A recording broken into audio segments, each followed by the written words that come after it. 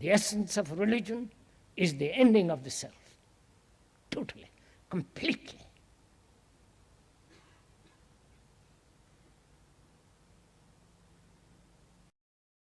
The thinker, or the feeler, or the experiencer, and the experiences are all together. They're all one.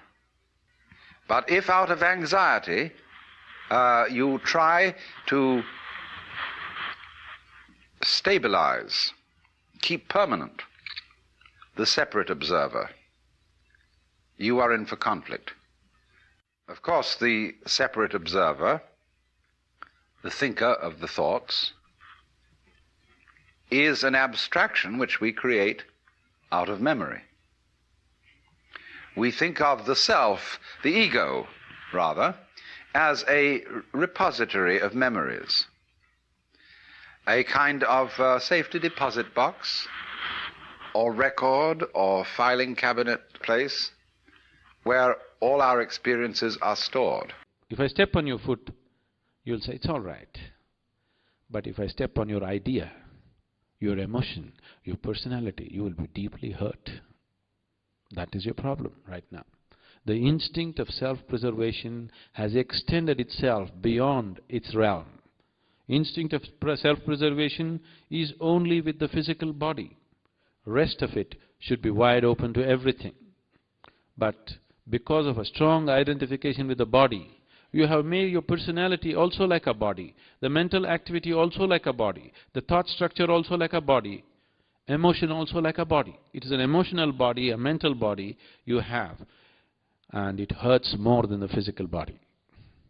Isn't it so? So it is because of this identification, a confusion has happened to the life within you. It is not clear-cut. Now your intellect cannot function in a sane manner. It cannot cut through and show you life just the way it is. It is distorting everything.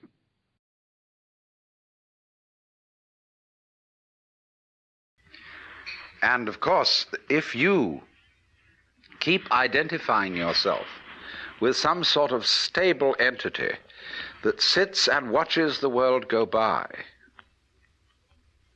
you don't acknowledge your union, your inseparability from everything else that there is.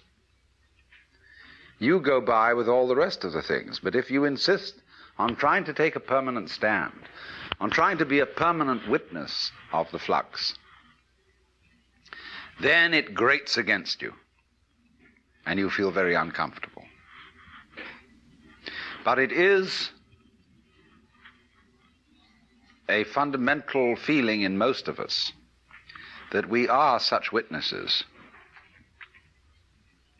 We feel that behind the stream of our thoughts, of our feelings and our experiences, there is something which is the thinker, the feeler, and the experiencer.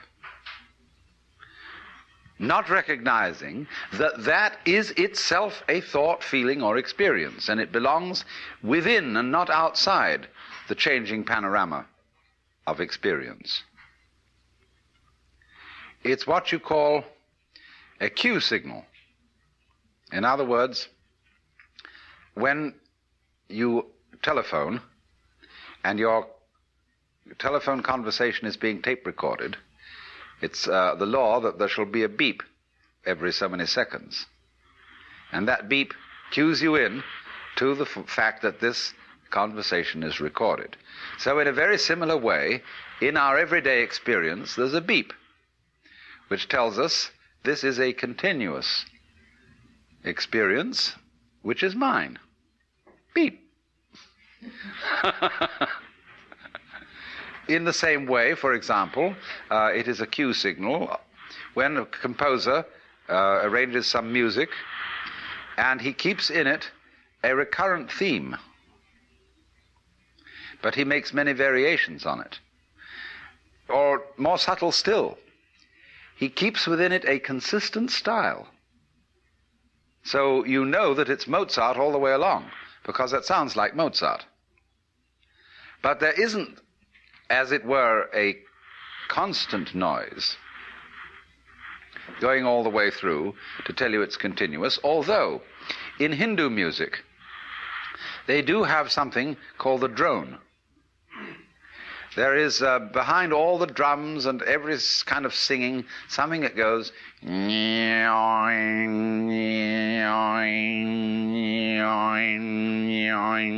it always sounds the note which is the tonic of the scale being used. But in Hindu music, that drone represents the eternal self, the Brahman, behind all the changing forms of nature. But that's only a symbol. And to find out what is eternal, you can't make an image of it, you can't hold on to it. And so it's psychologically more conducive to liberation to remember that the thinker or the feeler or the experiencer and the experiences are all together. They're all one. But if out of anxiety you try to stabilize, keep permanent the separate observer, you are in for conflict. Of course, the separate observer, the thinker of the thoughts, is an abstraction which we create out of memory. We think of the self, the ego, rather, as a repository of memories, a kind of safety deposit box or record or filing cabinet place where all our experiences are stored. Now, that's not a very good idea. It's more that memory is a dynamic system, not a storage system. It's a repetition of rhythms. And these rhythms are all part and parcel of the ongoing flow of present experience. In other words, first of all, how do you distinguish between something known now and a memory? Actually, you don't know anything at all until you remember it. Because if something happens that is purely instantaneous, if a light flashes, or to be more accurate, if there is a flash lasting only 1/1,000,000th of a second, you probably wouldn't really experience it, because it wouldn't give you enough time to remember it. We say in customary speech, well, it has to make an impression. So in a way, all present knowledge is memory, because you look at something and for a while the rods and cones in your retina respond to that, and they do their stuff, jiggle, jiggle, jiggle. It's all vibration. And so as you look at things, they set up a series of echoes in your brain. And these echoes keep reverberating, because the brain is very complicated. First of all, everything you know is remembered, but there is a way in which we distinguish between seeing somebody here now and the memory of having seen somebody else who is not here now, but whom you did see in the past, and you know perfectly well when you remember that other person's face, it's not an experience of the person being here. How is this? Because memory signals have a different cue attached to them than present time signals. They come on a different kind of vibration. Sometimes, however, the wiring gets mixed up and present experiences come to us with a memory cue attached to them. And then we have what is called a déjà vu experience. We are quite sure we've experienced this thing before. But the problem is that we don't see and don't ordinarily recognize, is that although memory is a series of signals with a special kind of cue attached to them so that we don't confuse them with present experience, they are actually all part of the same thing as present experience. They are all part of this constantly flowing life process, and there is no separate witness standing aside from the process, watching it go by.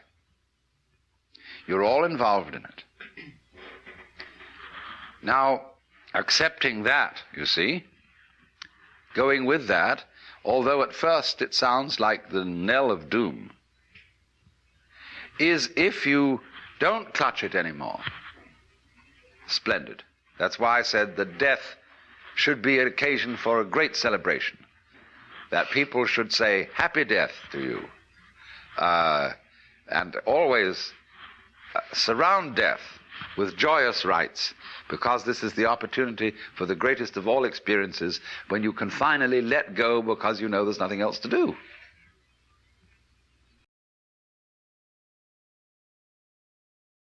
Now,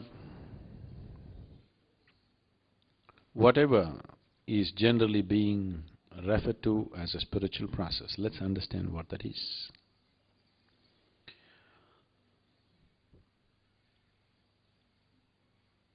You telling your prayers may not be spiritual.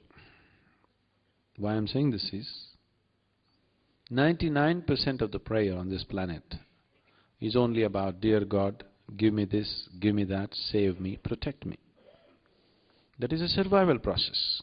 It's just that you're routing your survival through heaven, that's all.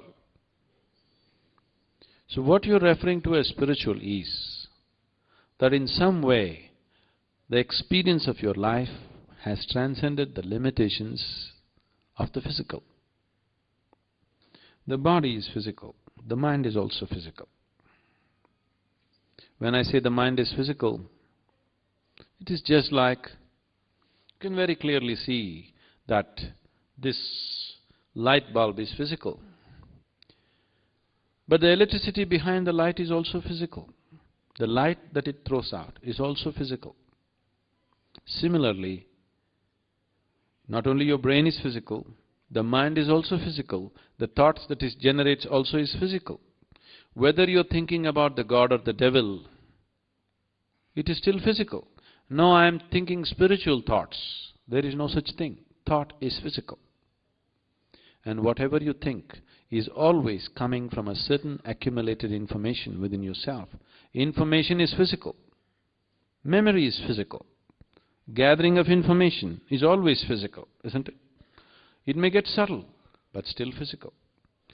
So, if your experience of life comes to a point where something beyond the physical becomes a living reality for you, then you're spiritual. In what way is it significant to make this happen? If a dimension beyond the physical becomes a living reality for you, then naturally the body and the mind are two processes that you handle sensibly.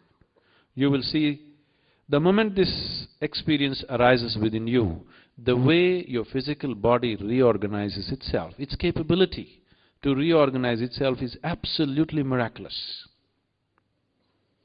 You will see people go through one single initiation.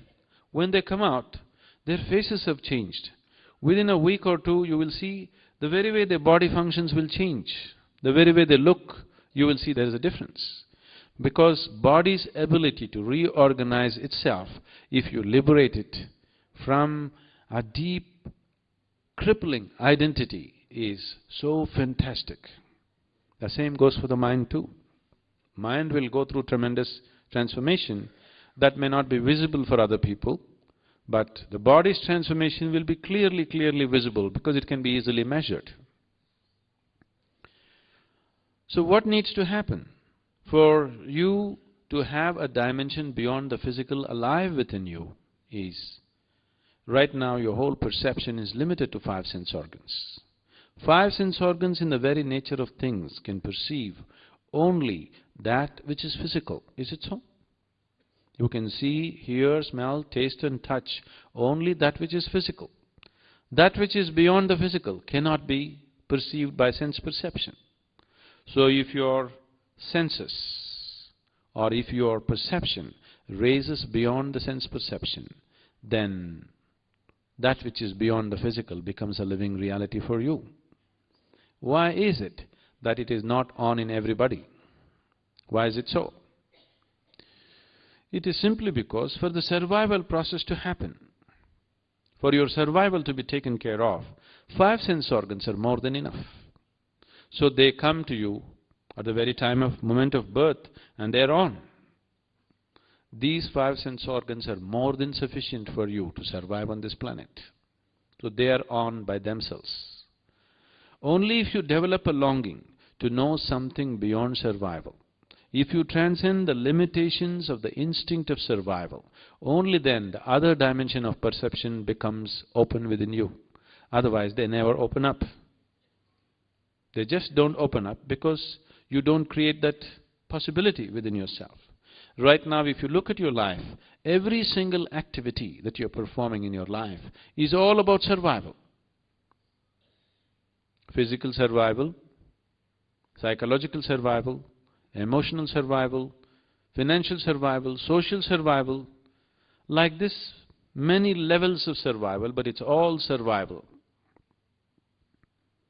So when everything in you is focused only on survival, the very nature of the instinct of survival is that it wants to build protective walls around you. You are many concentric walls actually. You will see these walls. If a man that you do not know approaches you, you have a wall there, right there for him. He has to stop right there. If your neighbor comes, you have a wall there for him. If your friend comes, you have a wall here. If your family comes, you have a wall here. But for everybody, you have a wall, isn't it? You are many concentric walls, one over the other, because this is the work of the instinct of survival. It constantly goes on building walls of protection for yourself. And these walls of self-protection are also the walls of self-imprisonment. When it starts suffocating you, you want to break it. But your instinct of self-preservation is on in everything, so it won't let you break it. So unnecessarily, life goes through a totally unnecessary turmoil. Because your identification is so strong with the physical body, there is a confusion between the two. The only thing that needs to be preserved in you is your physical body. Everything can be trampled down right now and rebuilt the next moment, isn't it so? No, you won't allow it. Your thoughts, your ideas, your emotions, your personality, if you are willing, we can just demolish it right now, this moment, and rebuild it the next moment. But no, if I step on your foot and say, if I step on your foot, you'll say, it's all right.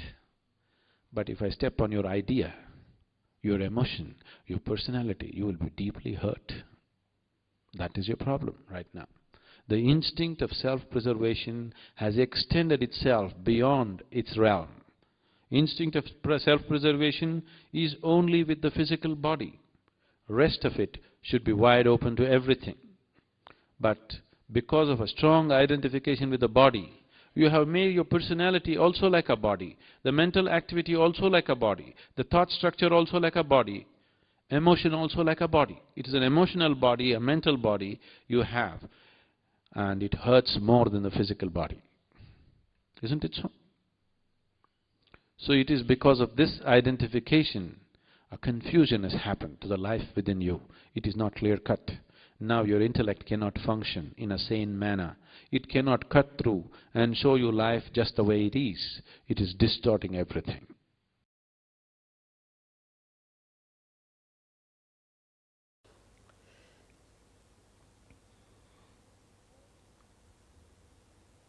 And there is not only the identification with the senses, therefore with the body, then identification with the name, right? Of course.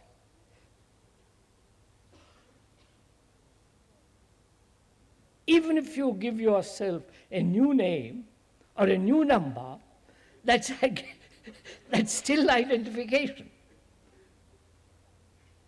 which the monks do, and so on.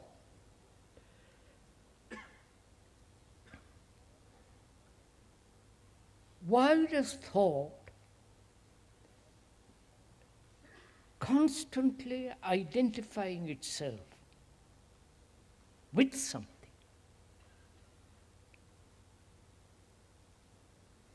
You understand my question? Which you are doing. My wife, my son, my family, my girl, my boy, my house, my quality. I have experienced so much, I must hold on to that experience.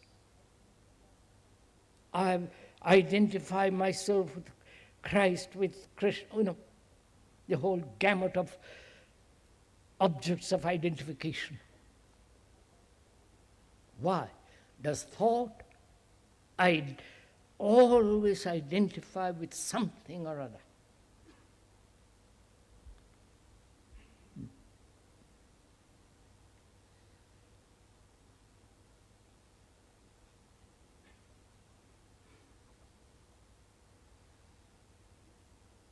Don't you, if I may ask, not as a speaker, you're asking yourself, don't you ask yourself why? Why do I identify myself with the form, with the name, with all the experiences which I have gathered? Or the future identification? Why? Why does thought do this all the time? My house, my wife, my belief, my God, my country. I am British, you are French, I am German, you are Russian. You follow? Why?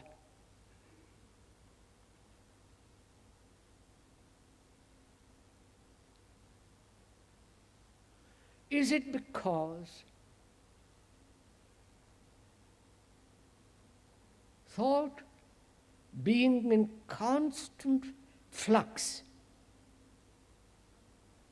please find out, I'm just inquiring, find out, being in constant flux, movement, needs security about something.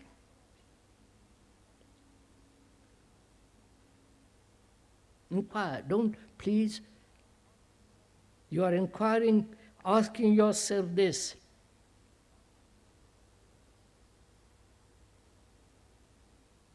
When you say it's my house, that gives you certainty, stability, security.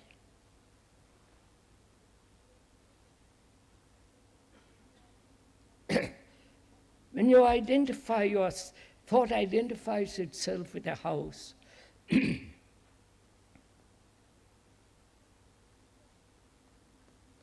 is necessary.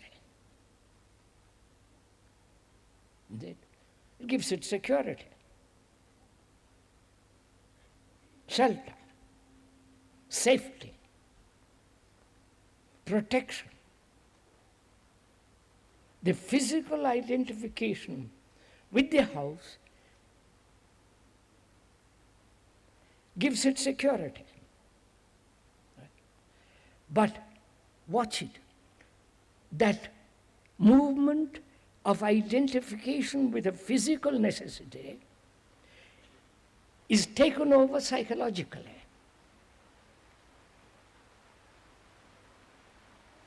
Right? There it is necessary, but here it may not be necessary at all. But we are constantly doing this. And then the necessity having clothes, though we may not identify myself with my trousers, shirt, or blouse, or whatever you one wears. But the attachment, the physical need, and from that need move into a psychological ground. They say, it is necessary there too. And it may not be. You're following this?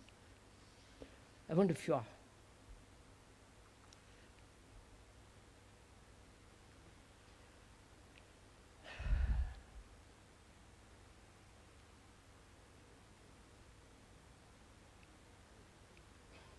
Doesn't this take place always, generally, from the purely physical,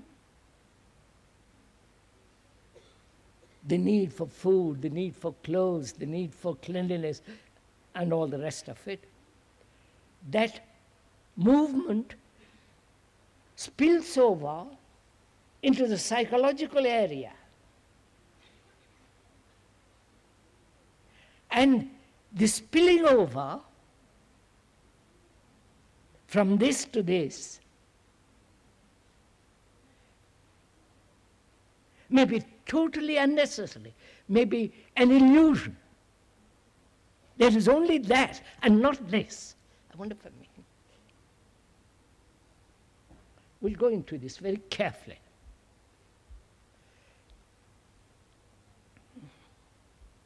After all, what is the ground, the area, the field of the psyche?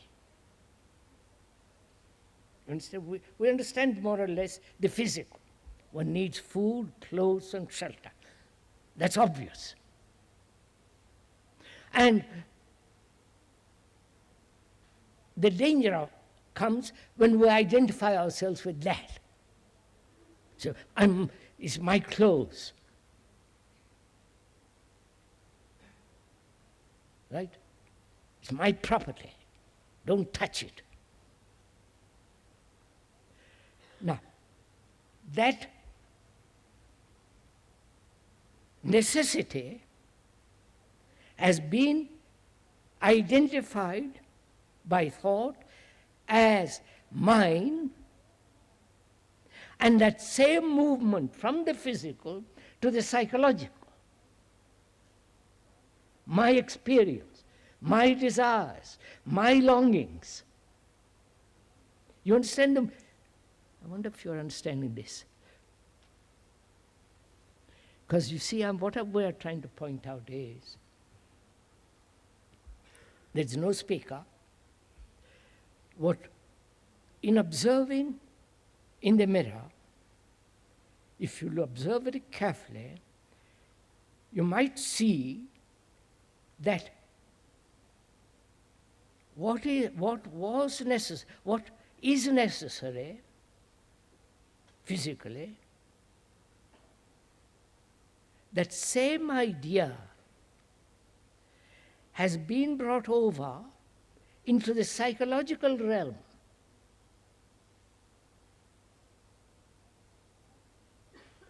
And that has become much more important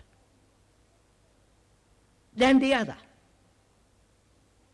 One can have very little food, not be concerned, but don't interfere with my power. I want position. I want this, I want that, psychologically. You understand what I'm saying? Are you discovering this in the mirror for yourselves? Or I am pointing it out, and you observe it and accept it.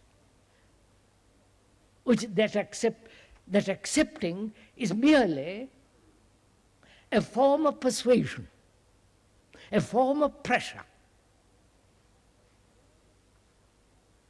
Where there is pressure, acceptance, there is no investigation. So, we come to something else, which is, can you be free of pressure?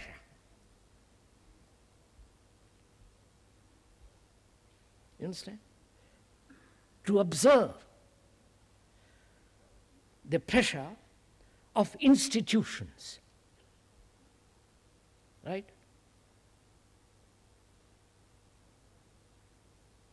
The institution of the church, institution of government, the institution of so many things. The word institution comes from the Latin so on, to stay, be put where it is, don't move it. So we are generally under great pressure of institutions. Perhaps you may not be aware of it, but if you observe, you are. Institution, democratic, totalitarian, socialist, you cannot follow this constant pressure. Then there is the pressure of ideologies. Right? The ideal, which is perhaps more deadly than the economic pressure. The pressure of theories. Right? Do you know all this? Are you aware of all this? The pressure of books, the pressure of knowledge, the pressure of authority, the pressure of a family, the pressure of the wife over the husband and the husband of girl and boy, this constant pressure.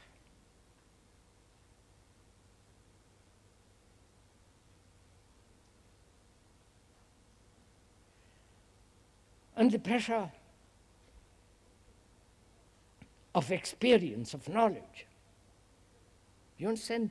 This isn't just the pressure of somebody over you, government or somebody, but inwardly, this enormous pressure of having acquired experience, knowledge, and that knowledge is pressure, putting pressure all the time. Do this, don't do that, this is right, this is wrong, you must have more knowledge. Is one aware of all this? I'm afraid not. And the pressure of relationship. Right? We won't go into all that, we will a little later as we go along. So we are saying you cannot observe this extraordinary structure of the center, the concern about the center.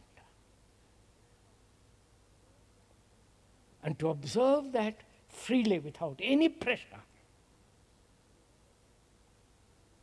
there must be freedom to look.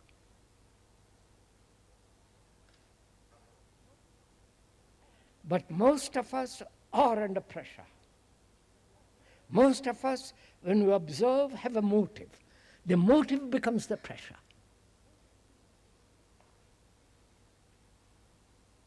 When I observe, I must understand it.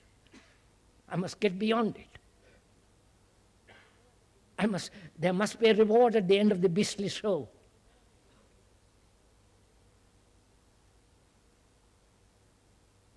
You understand?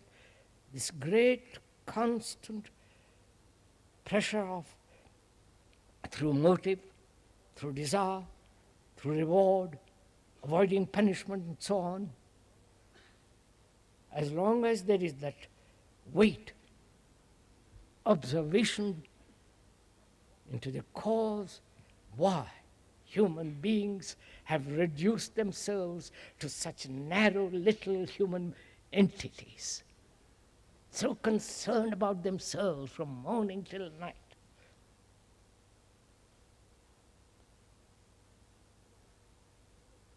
Otherwise you won't have gurus.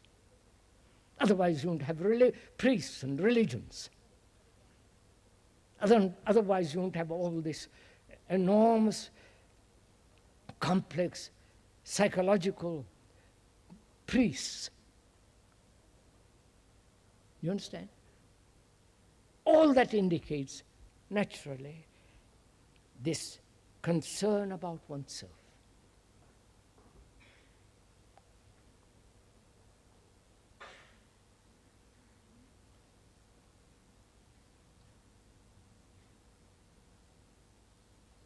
And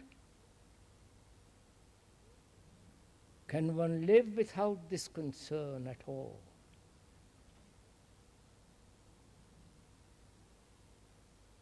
Then only there is peace. Then only there is love and compassion.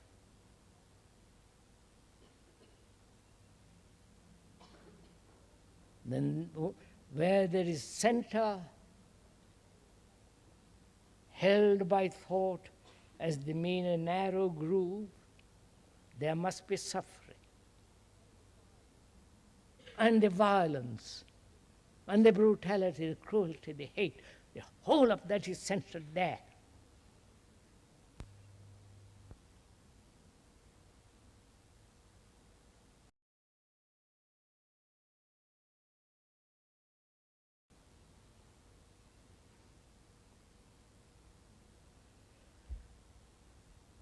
That's an actual fact. Then the next question is it possible to break it down? Not with a chisel and a hammer, as most of us are apt to do. Psychological hammer, making an effort, discipline, control,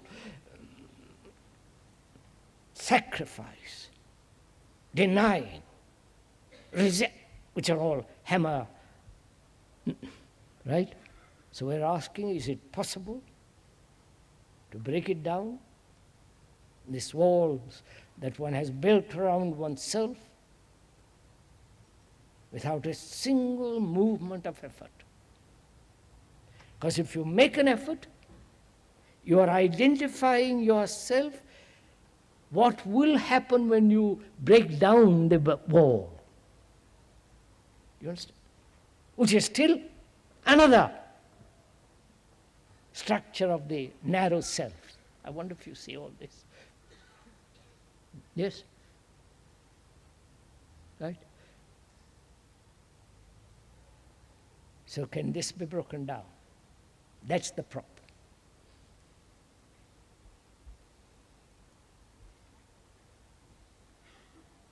That is really the central issue for all humanity. There is no other issue, politically, religiously, economically, for man to end this colossal self-centered thought, this subtle selfishness, which brings division, all the rest of it. That is the central issue. And that's the central issue of religion. Not all this circus that's going on in the world. In churches, in mosques, in temples, in religious gatherings. The essence of religion is the ending of the self. Totally, completely.